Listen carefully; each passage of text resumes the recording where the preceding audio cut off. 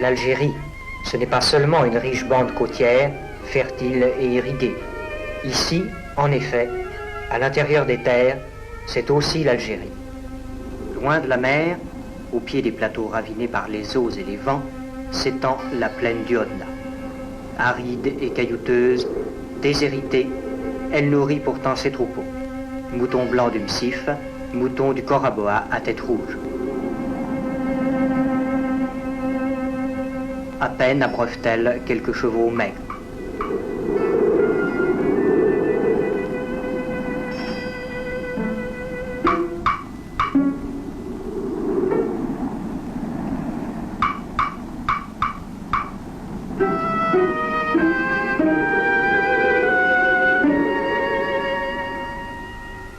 Voici la sous-préfecture de Msila.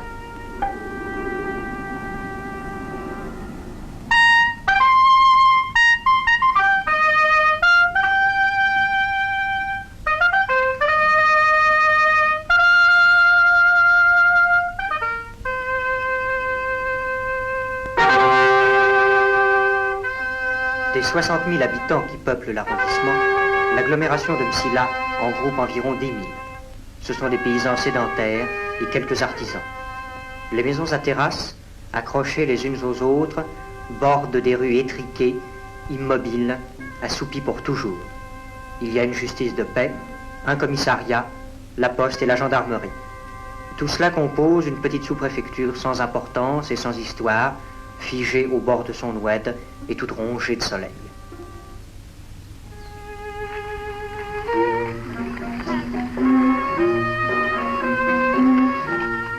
Ici, comme dans tous les pays méditerranéens, c'est sur la Grande Place que se passe le plus clair de la vie publique.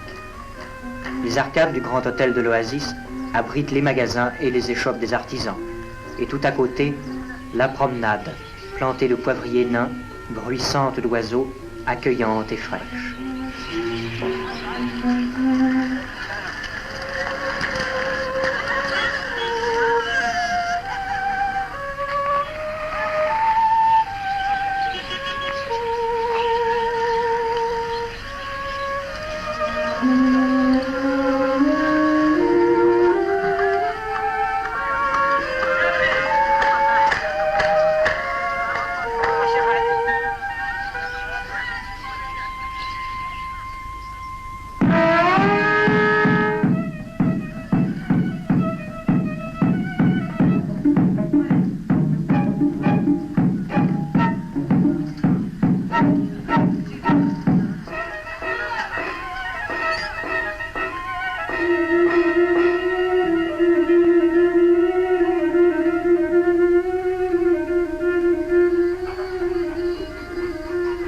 Sur les terrasses se déroule une partie de la vie privée, une vie intime, plus secrète, celle des femmes et des adolescents.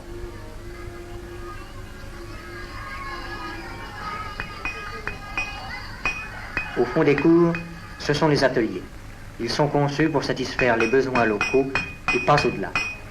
Le forgeron de tradition est surtout un réparateur qui parfois échange son travail contre quelques mesures d'orge ou de fèves. D'une saison à l'autre, il fait toujours crédit au paysan, son client.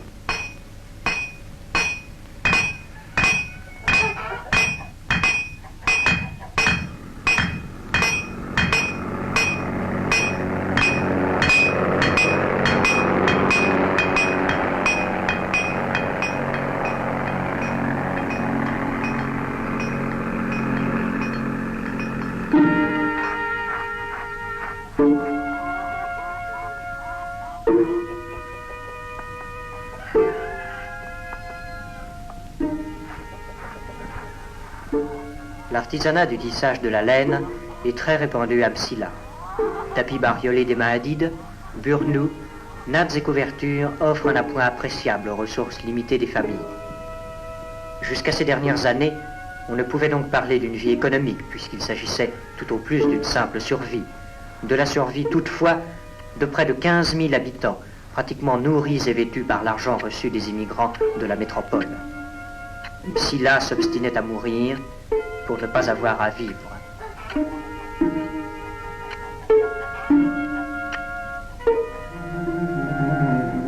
Il fallait donc extirper cette torpeur qui envahissait tout. Qu'avons-nous fait? Un jeune sous-préfet est venu de métropole, et avec lui des officiers SAS et des soldats, des géomètres, des géologues, des ingénieurs d'hydraulique et des pétroliers, des instituteurs, des médecins, des commerçants et des agronomes. Aux confins des Bibans, les techniciens ont édifié un barrage et renoué la tradition des pionniers d'il y a 130 ans. L'oued Ksob a été capté et retenu les eaux qui s'évanouissaient leur âge passé. L'homme dispose là de 12 millions de mètres cubes du précieux liquide. Il dispensera désormais la source de vie.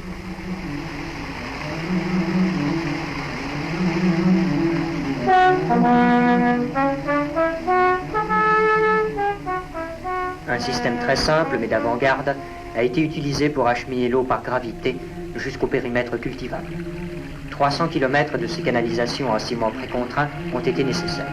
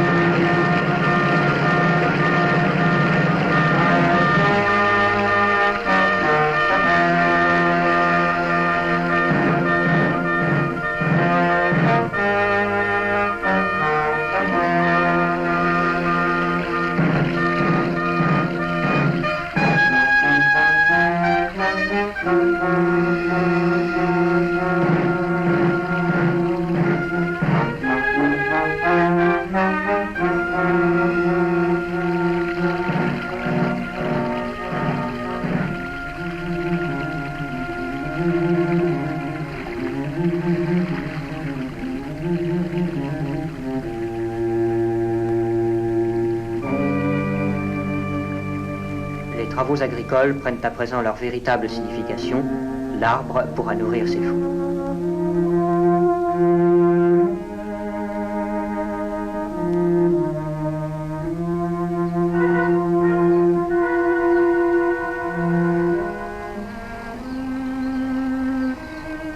Msila possède déjà 7000 abricotiers en production, tous évidemment en culture irriguée. La récolte moyenne peut être évaluée à 300 tonnes environ. C'est par la conjugaison de centaines d'efforts de ce genre que l'Algérie est en passe de devenir, dans les années qui s'annoncent, la Californie française.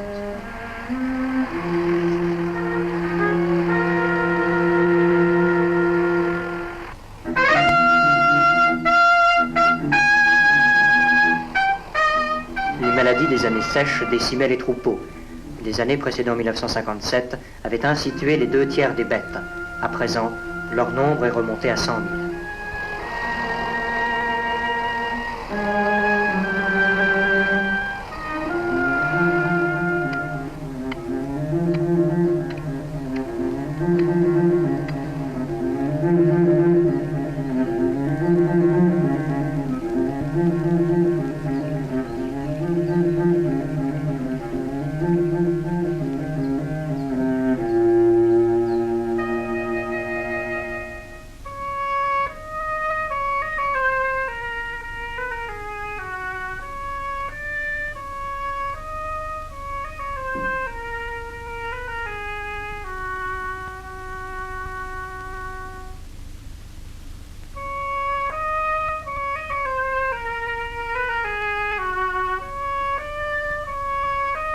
Sur la haute plaine, le jour se lève.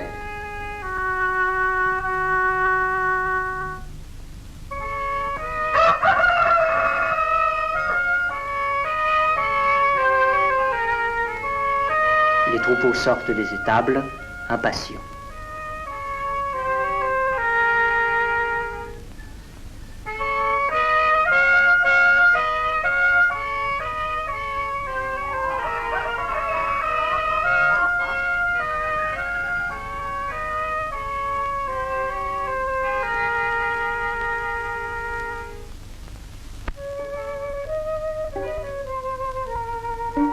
Les ouvriers des douars voisins se mêlent, dès l'aube, aux premiers visiteurs du souk. Ainsi commence la journée de la petite bourgade.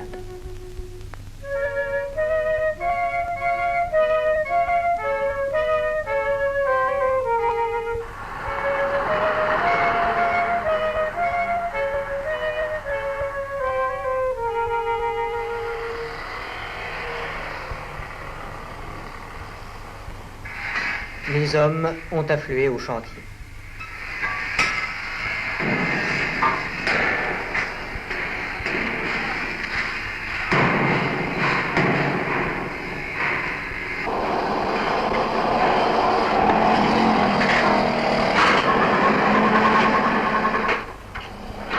Les grues sont au travail, l'armature d'un nouvel édifice se dresse.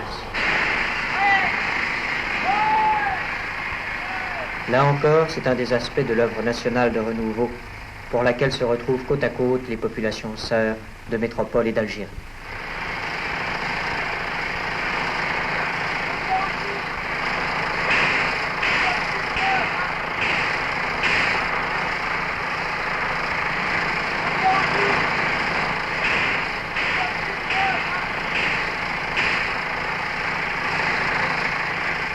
Ainsi naît, entre le Sahara et la Méditerranée, la station de pompage de Msila, qui refoulera le pétrole à 80 km vers le nord, jusqu'au col de Zeralda.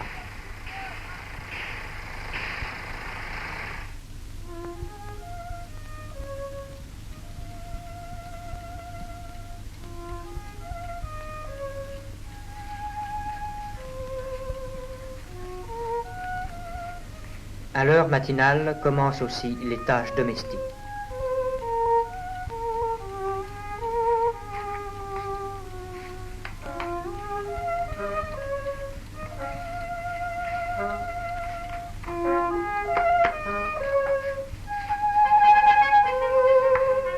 Cette femme est venue à Msila pendant les années 20 et ne l'a pas quittée depuis.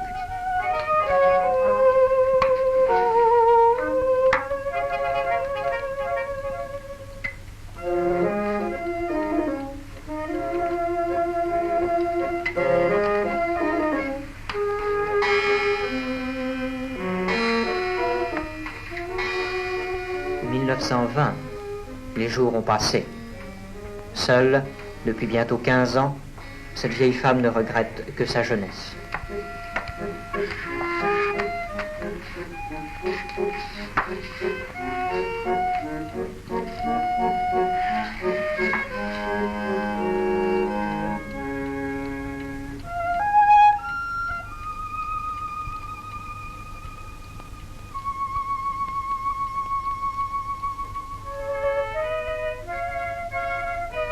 Mais le flot des ouvriers s'est à peine mis en chantier qu'une autre marée afflue de la plaine.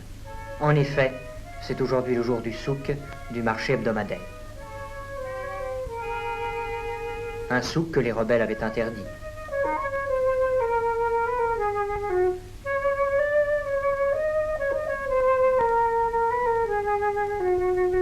Ainsi, chaque jeudi, Msila concentre toute une population de bergers, d'agriculteurs venus de tous les points de l'horizon et par tous les moyens.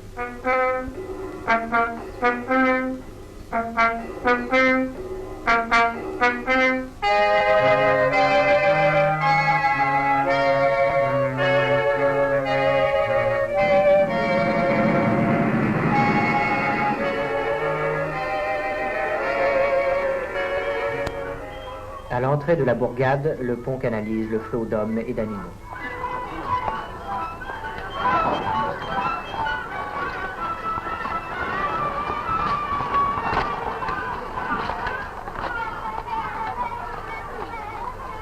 « 5000 visiteurs sont là, sous les prétextes les plus divers, car le marché n'est qu'une occasion. Certes, on vient pour acheter ou vendre, mais aussi pour s'informer, pour renouer des connaissances, pour boire le thé à la menthe, pour se marier, pour se soustraire à l'isolement et se retrouver nombreux.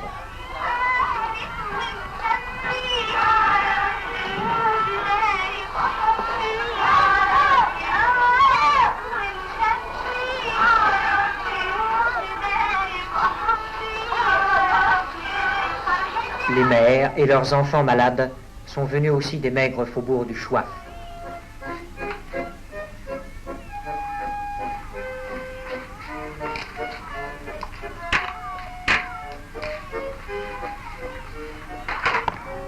La vieille femme a trouvé là un moyen de lutter contre sa profonde solitude.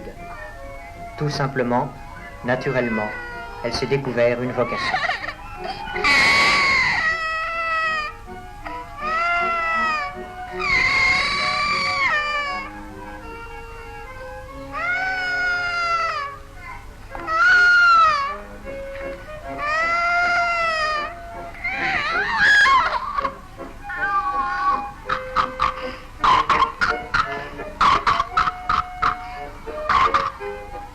Elle ne demande pas d'argent, mais ce n'est pas là une série d'actes absolument gratuits, puisqu'il lui donne sa raison de vivre.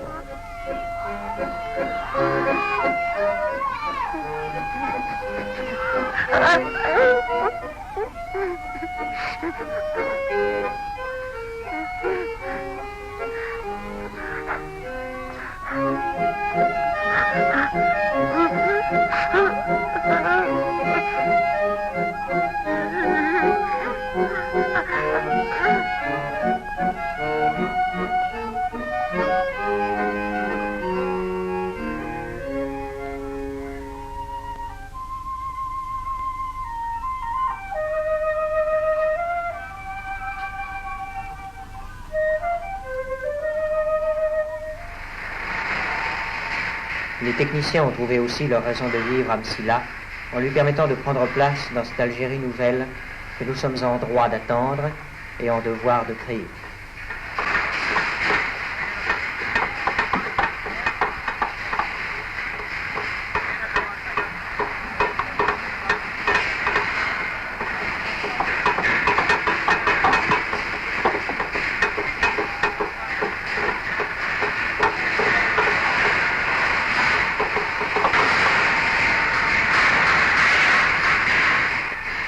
Leur usine emploie les hommes à pétrir et distribuer le béton.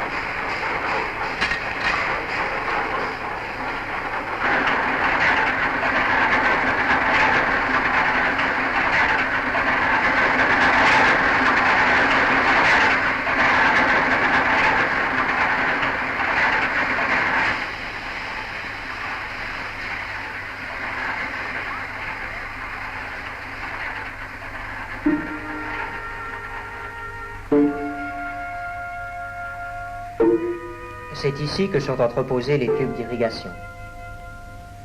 Avant qu'ils ne soient appelés à conduire l'eau, aux heures brûlantes de la journée, d'immenses tourniquets les rafraîchissent.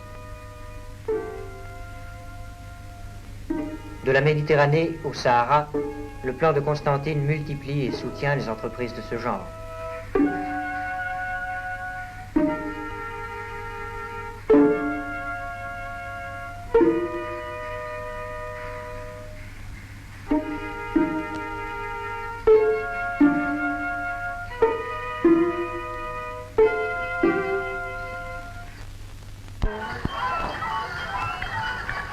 L'heure s'avance, le spectacle continue. 1000 acteurs se côtoient.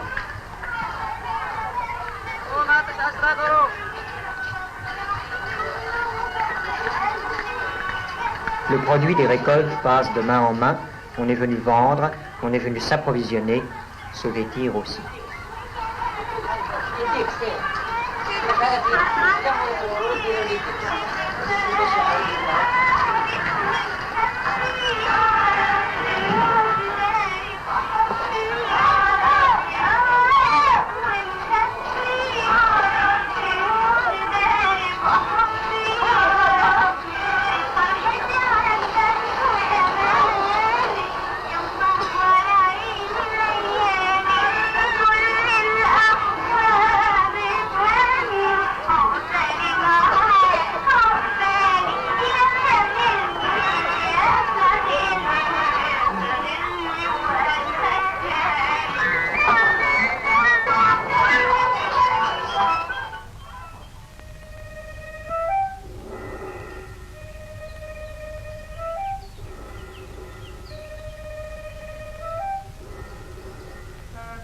Entre-temps, la matinée est passée.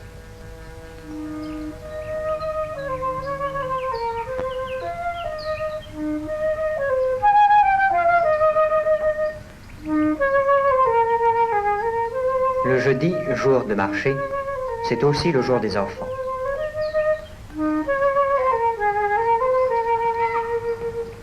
Le paisible jardin de la sous-préfecture les rassemble.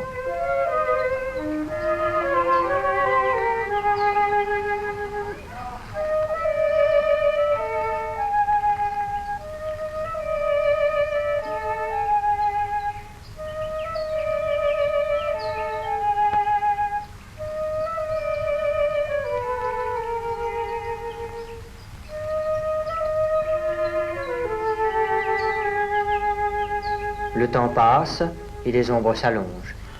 Une chaude journée se termine et l'approche du soir éloigne les visiteurs. Peu à peu, le souk se vide.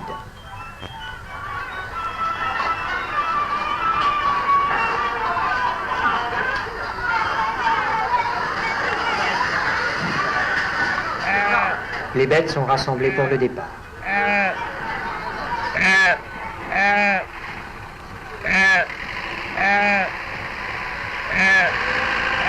La plupart des hommes reprennent le chemin de leur douar ou de leur campement.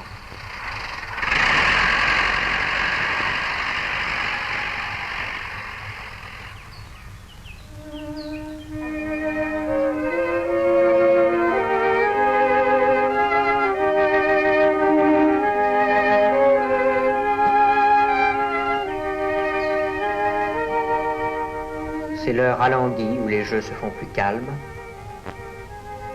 Du même pas tranquille, la fille et le garçon suivent les sentiers du retour.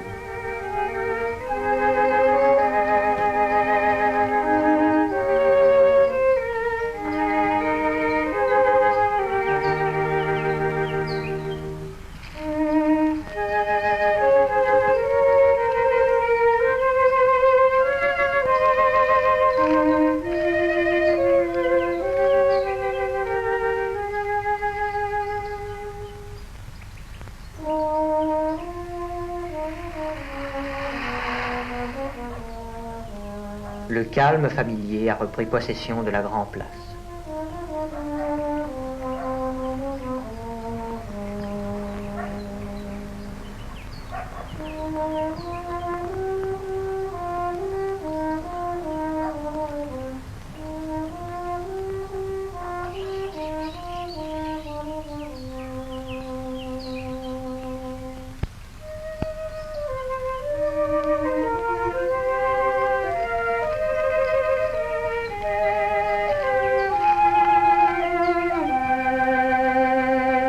Sans doute, un nouveau bonheur se prépare à Psila.